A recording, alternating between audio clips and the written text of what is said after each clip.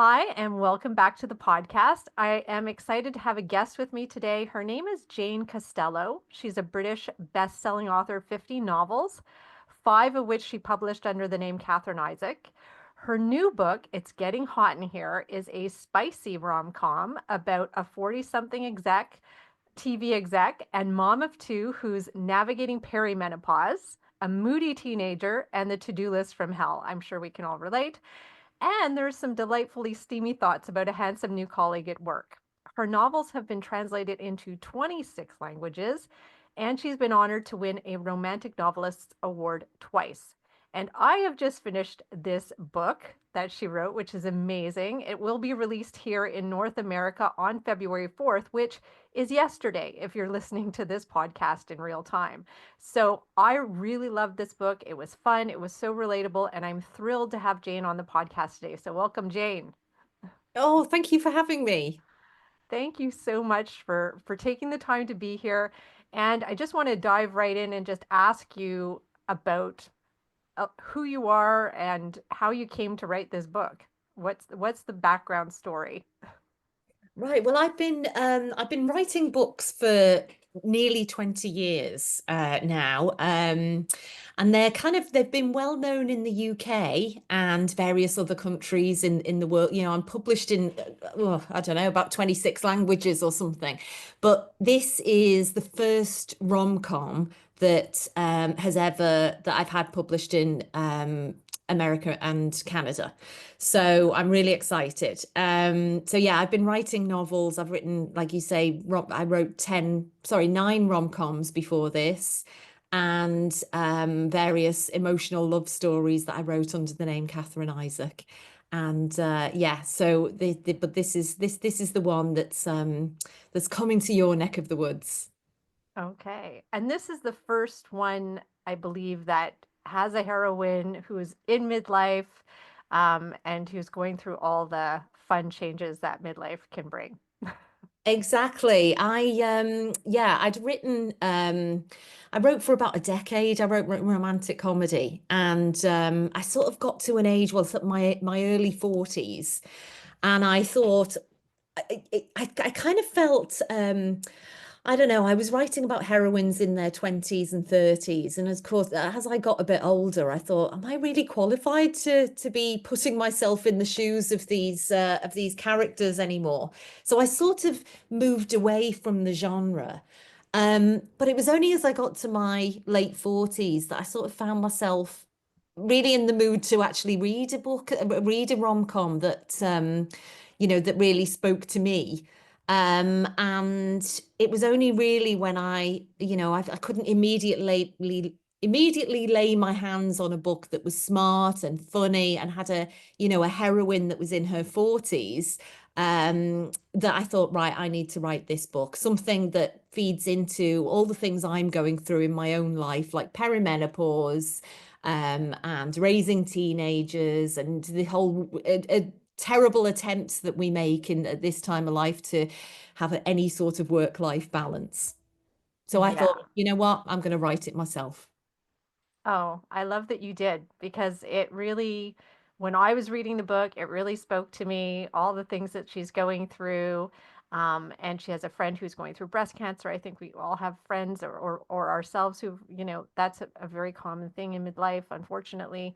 But also just her really close friends and just the relationships with her friends and her two children, because she's also divorced, which I can relate to as well.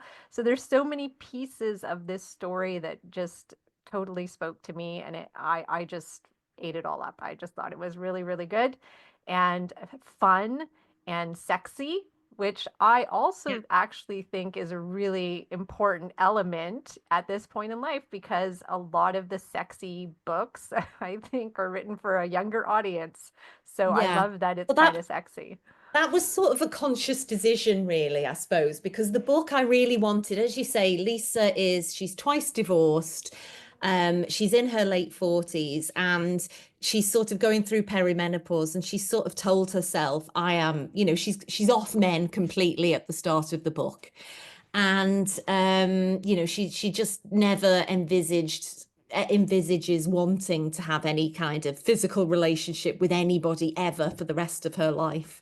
Mhm. And, when this new, when this man comes into her life, this colleague that sets off all these steamy thoughts she's having, I think it sort of helps her to rediscover this side of herself that she really had convinced herself was just gone and never coming back, and was quite happy with that, to be honest with you. Um, but I think the whole business about, I really wanted to have those scenes in it because I just like the idea that, we don't reach a certain point in our lives and suddenly become, as women, less desirable, less sexy, all those things. I wanted Lisa to be all of that, and for her to partly rediscover that side of herself because she's put herself last on her to-do list for as long as she can remember. And now this element of it, well, she's starting to finally put herself first. Yeah, and that's an important part too, is that she does start to put herself first. She does recognize she has needs. And I mean, when I'm reading about Zach, I'm like, oh, there he's Good. he's That's quite the an desired oh effect. yeah. I think if you haven't felt sexy or haven't had sexy thoughts for Yeah. a while, if you read Yeah, about Zach, you're gonna it start might do feeling the that way. trick. It might do the trick. Yeah. Yeah, he was well written. So Good. yeah, no, it was really good, and I Great. just love that journey too, to putting yourself first, because she is a single Yeah. mom. She's got two kids. She's got a full-time career. She's got friends, and going out with her friends, a friend that, is sick, Yeah. and her life is very, very full. Yes. So to finally find some time for her and to think of herself is kind of the journey through this book. And I think it's a journey a lot of women want to go through, or need to go through, and they might Yeah. not recognize it. But I really saw that in this book, and I really appreciated that you did that. Good. That's Yeah. completely the desired effect. Good. Good.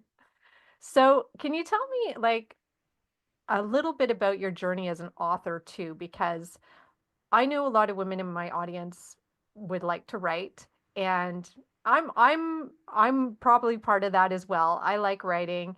But you started writing about 20 something years ago, I believe, writing your first novel.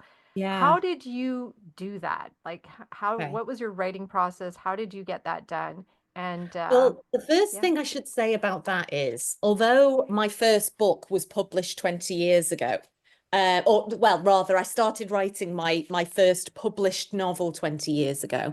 I had literally been trying to write for years and years beforehand. So, Mm. so if you've tried before, don't worry, it's harder than it looks. You instantly discover that as soon as you start writing fiction, because the one thing I would say is it's a learned process. It's not something that I mean, I used to think years ago, I used to think, well, authors are just born, not made. And obviously there's, to a certain extent, you can have a natural talent. Obviously, that goes without saying. But the longer we do it, the better we get.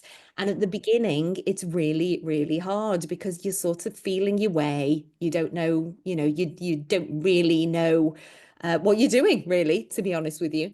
And so I made multiple attempts to write a book before I, finally actually completed one. And it was one of those things that, I'd get an idea for a story, I'd start writing chapter one, I'd get to the end of it, and then think, God, this is rubbish. I really wasn't very impressed with my own work. And, so there was a lot of trial and error and a lot of just life getting in the way, I suppose. Um, and I suppose it was in the end, it was kind of sheer determination was one thing. I was on maternity leave when I wrote my first one.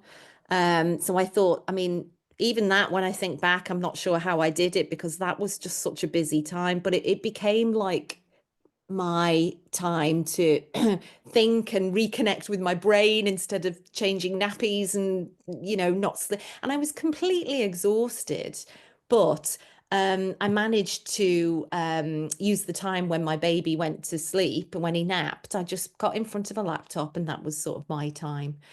And yeah, I wrote the first three chapters of a novel. That this was before the movie, by the way, but it was called Bridesmaids.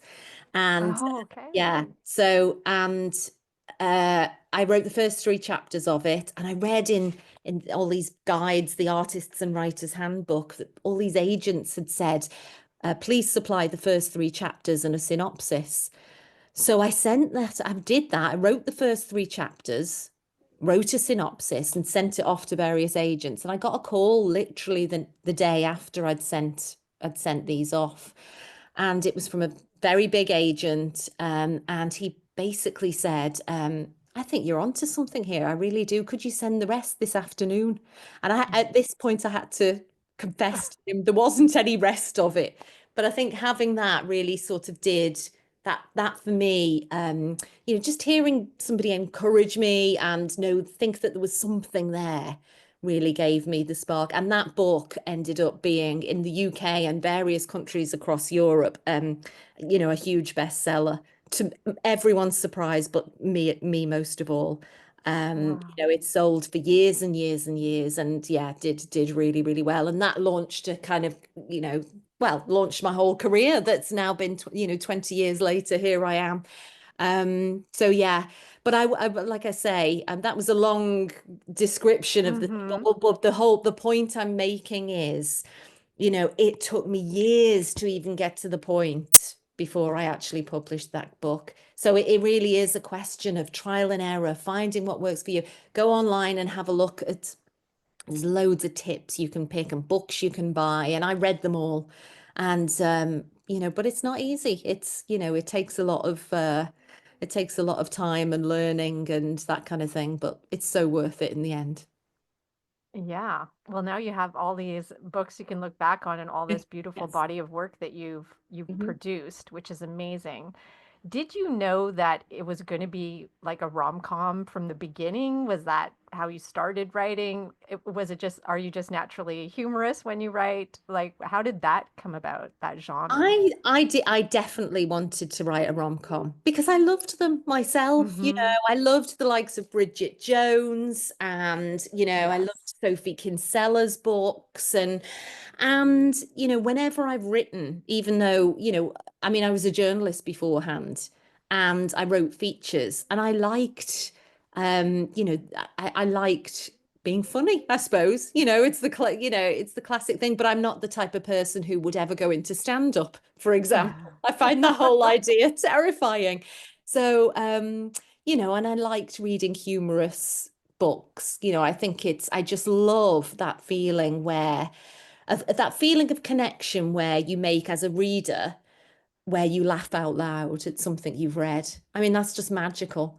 Um, and it's the same, it's the flip side. I've written books that people have made people cry as well. And quite often people have said they've done both within the space of, the same chapter in some of my books. So, but I think that is the real magical connection. And yeah, I just always enjoyed writing books that are uplifting, that make people smile. And yeah, I think there's nothing better as a reader. So for me, it was sort of the obvious choice. Yeah, yeah. And I think doing that, you really connect with people. Like you said, you kind of bring us on an emotional journey. And Yeah. I love that. And you feel so connected to the characters too. Like that's what I've noticed as well, the way you write. You just get to know all these characters and you get to really connect with them and I was laughing out loud a few times with Lisa and Oh, the way good. she was doing things. Yeah. But I mean, absolutely. I mean, the circle of friends that are in this book are, yeah. I loved writing them. I love creating them. They each bring something different to the party and to their little friendship group, but hopefully they feel real as well. They feel like my Mhm. friends, and nobody's based on one individual real person. But yeah, they're fun. They're fun, and they are, and one of the sort of key messages that I or one of the themes of this book, I suppose, is that obviously it's about a woman in midlife, and these friendships have lasted for years and years and years, and I think that that's my experience, and for anybody who's this age, I think, and you're lucky, that that is your experience too. It's one of the beautiful things about being middle-aged is the friends that you've had for years and years and who've been through everything. They've seen you at your worst and seen you at your best. Mhm. And they for Lisa are, they're her lifelong friends for life, I think.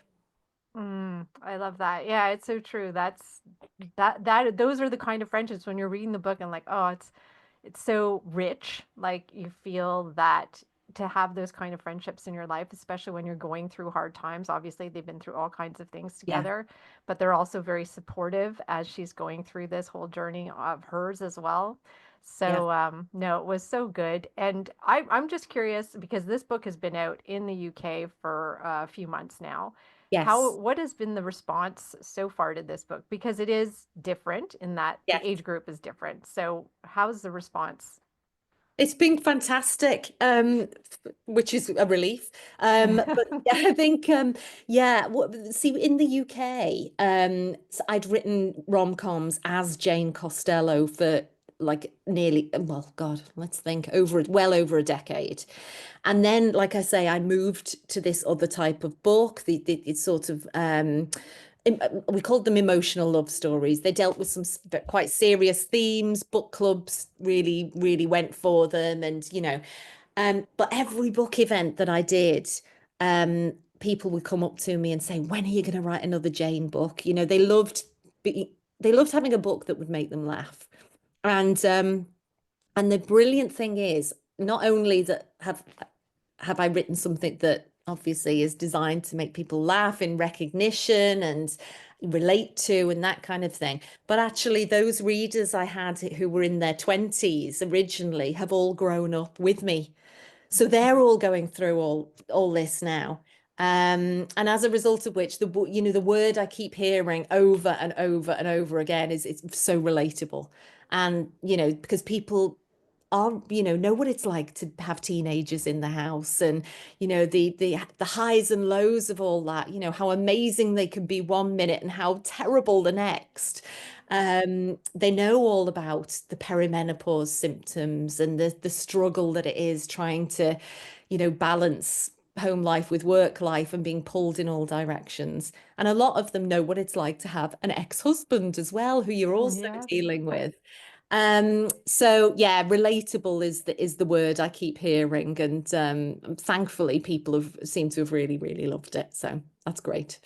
Yeah, and I can totally see that, and I'm sure that my audience will totally love this book too. I just like I did.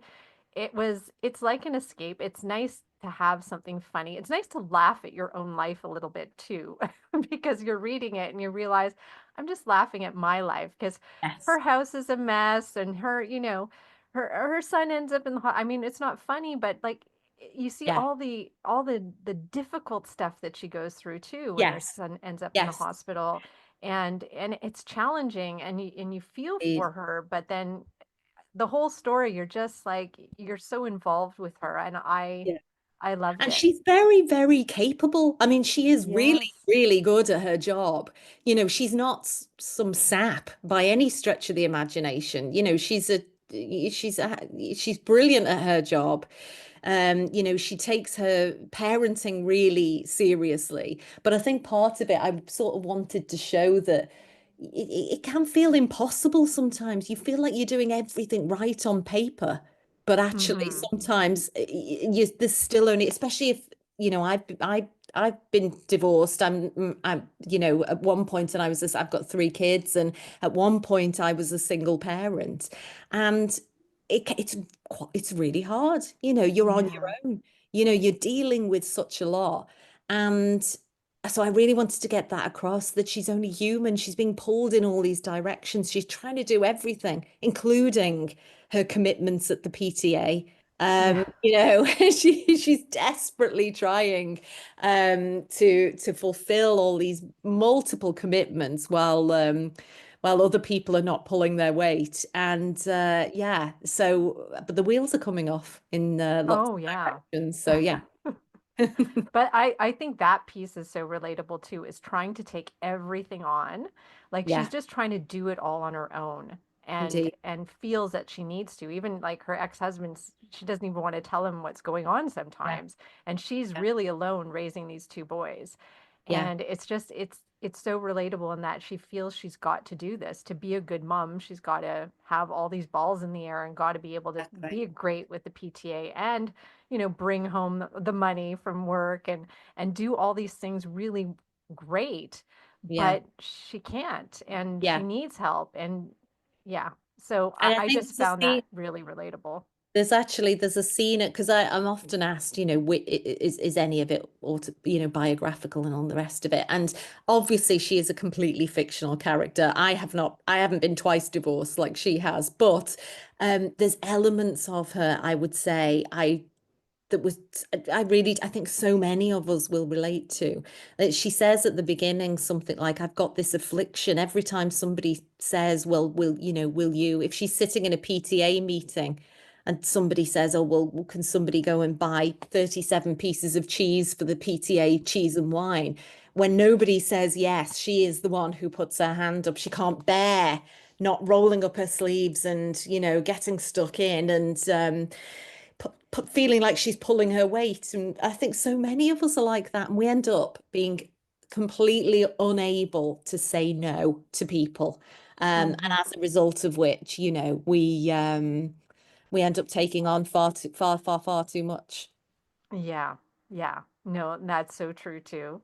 So yeah, there's so many great pieces of this book that I think women will really get, they'll really see themselves in.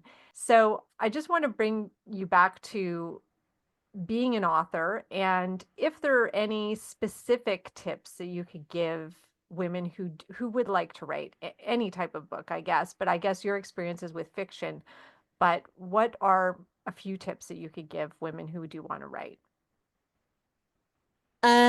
Well, everybody has their own way of doing things. You speak to some writers and they have the ability to sit in front of a computer and it's almost like, pulling Kleenex out of a box. The story just comes to them as and when. But I'm not like that. I like to plot out my whole, the whole storyline before I actually start.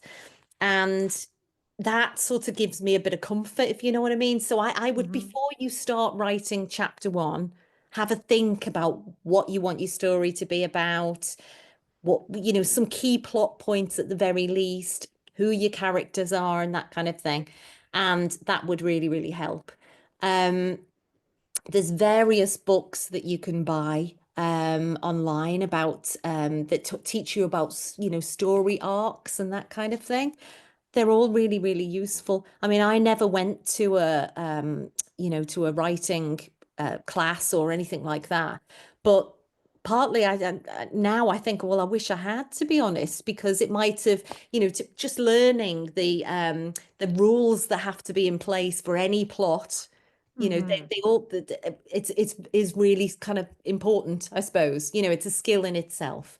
And yeah, so I would always look for things like that. And I would just, to be honest, make sure the key thing really is carving out some time for yourself to do it. If not every day, then certainly a few times a week. Um, Hmm. it really is one of those things that, I mean, my novels are anything between 80,000 and 110,000 words. It's a lot. It's a huge commitment. So really, the key thing is simply, it's like seeing it like running a marathon. Don't look at the end point. Just put one foot in front of the other, and see where that takes you. And if you put the time in, you'll get there. You will have a novel. There's no question about that. Wow. So would you suggest that say somebody is writing a novel, do they get in touch with an agent like you did before you finish the novel? Should you write a whole novel? Is there? I did it all wrong, and this was 20 years ago. No, most agents wouldn't, certainly that I'm aware of. They want to see the whole book. And Okay. I would say the key, because they want to know you can finish it for a start, Yeah. and that's the thing that's what kind of, that's the tricky thing. I mean, starting a book is sort of the easy bit. It's the staying power that's the hard. So that's what they need to know you're going to be able to finish it. Um, but what I would say is don't just write your book, get to the end of the book and say, right, you're all excited and you want to send it off to an agent or whoever. Honestly, put it away in a drawer for a few weeks, read it again, redraft it. I won't even, the number of drafts that I do on a book would make your eyes water. I just, you have to get it as perfect as you can before you then release it to an agent or a publisher. Until you kind of, get it in the shape that you think, gosh, actually, I really feel like I'm onto something here. This is really good. Mm, Don't let anybody else read it and hope that they will see some glimmer of genius in there. Just get it as good as you possibly can and then send it off, even if it takes 12 drafts. And I understand the frustration. I think a lot of people make the mistake of just kind of desperately wanting to know, is this good enough? Am I wasting my time? And I completely understand that. I so understand that. I do. But just keep it to yourself until you are certain you can go no further with it and then send it off. oh boy. Yeah, that's a tough one, I think, for a lot of women is Yeah. that, yeah, either not, trying to believe yourself that it's good enough Yes. Yeah. or trying not to be over perfectionist so that you never send it out because you keep, like, I'm sure there are a lot of Yeah, people out there that's who the have flip side. unfinished books, like you said, or who Oh, have oh no, books well, that are a constant in well, constant draft. exactly. Exactly. Yeah. Well, actually, that you've made a very good point there. Yes. One other tip, I never start reading what I've written until I've written the whole book. Wow. Just keep Okay. going. Keep the momentum going. Keep it, write it. I tend to write my first draft over the course of maybe say 3 or 4 months. Faster the better, really, because you Hmm. every your characters they start coming, they start getting a life of their own. That's what you want. You want Yeah. these characters to sort of exist somewhere above your head, and you need momentum for that. So the worst thing you can do is sort of write one chapter and then think, oh, I'm going to move a couple of full stops and make that fight sound a bit better and, tinker with this sentence and do a bit. Don't do that. Just keep going. Once you've got your plot and your plan and you're roughly where you're going, just keep going until you've written to the end of until you've written to the end of the whole thing. And then that's when you start doing the real crafting. I've got an author friend here in the UK, Millie Johnson, and she compares it to making a piece of pottery. So the first draft is basically you're throwing your clay down and you sort of getting it vaguely into shape. That's what you're doing in a first draft. But all you know, the crafting takes place afterwards. You've got your basic shape. Your crafting is what you're going to do afterwards. So yeah, don't be a perfectionist in the first draft. You can do that afterwards. Okay. Okay. I love that advice is that you complete it and then go about Correct. making it better, right? Redraft it. Yeah. But don't just complete it and send it off. That's the worst you can do. No, Get to no, the because it end. is Get just to a the draft. and that's not, it's just a draft, but I mean that's not to take away from, you will feel possibly elated because you've got this book. Although, to be honest, I get to the end of my first draft and then I read it and want to cry because You know what I mean? It's always like, oh God, there's so much work left to do. Because you do sort of feel a sense of triumph at the end of it. But when you start again, it's not perfect. Accept that it's not perfect. Accept that there may be multiple more drafts in it. And, but that's when the real work stuff. But I love redrafting a book, to be honest. That's the fun part for me. It's nothing Okay. scary when you've got the scary bit is having 100,000 unwritten words, stretching out in front of you. Once you've got that, you're just, you're kind of pulling it into shape. That's the fun bit for me. Definitely. Okay. Oh, I love that. I love that. I just love the image too of the pottery. I think that's a Yes. great image to have Yeah. because Yeah, you still exactly. the first throw you do end up with a pot. You do end up Yes, a vase. correct. It could Not a hold very good water, one. but Yes, not a very good one. exactly. Exactly.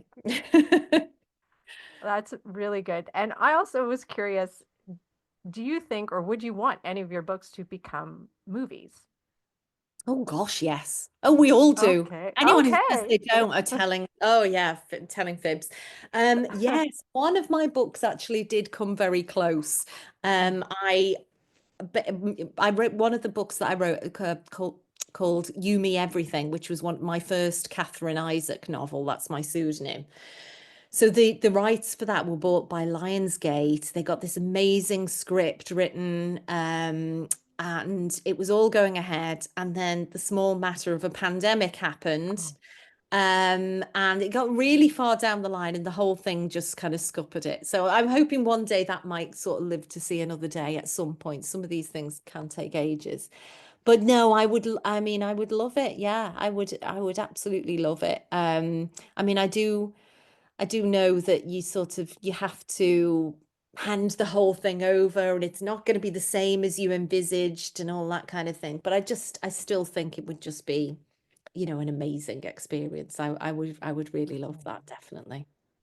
because when I was reading this book, and it's the Mm. only book of yours that I've read, Yeah. I was seeing it as a movie. I was seeing, wow, this would be a really good Yeah. movie. I would definitely go and see this movie. Oh, good. So, Oh, I think I might have to send a link to this to my agent, and yeah. say yes, yes, we would love. Yeah, I no, don't know who would play Zach yet, though. I have to think about that oh, one. You yeah, I gotta find know. somebody Oh good for that gosh, one. that'd be just gorgeous, wouldn't he? Yeah, I mean, yeah, it'd be fun thinking of some names though, wouldn't it? Oh, it would be. It Do would the be. auditions. Yeah, Yeah, it would be absolutely. good to sit in on the auditions. I think that would be fun. I would definitely want to be there. Definitely. Okay, so I mean, I do encourage everybody to go out and get this book because it is fabulous. I enjoyed it. It'll put you in a good mood. You'll laugh out loud. You will cry. You will feel Lisa's feelings. It it's just you'll connect with her so much. And I just think everybody should go out and get it and get it for your friends and get it for your family. So I Oh, you're definitely so think you should go kind. out. Oh Thank you. yeah. Oh, Yeah, you're so I hope so all of kind. Canada is going to support you here. Oh, That brilliant. would be amazing. And so before you go, though, I do have a question I ask all my guests, which is what is the best part of getting older for you so far? Well, it's not being able to fit in my jeans anymore. But I actually worry about that less than I thought I would, I think. Most of us do by the time, the whole obviously things start to slide in certain ways, but actually there's other things that I actually love about being this age. And have I got to stick to one? I No. Okay, well, there's a few things I would say. Perspective is Mm. definitely one. Um, experience.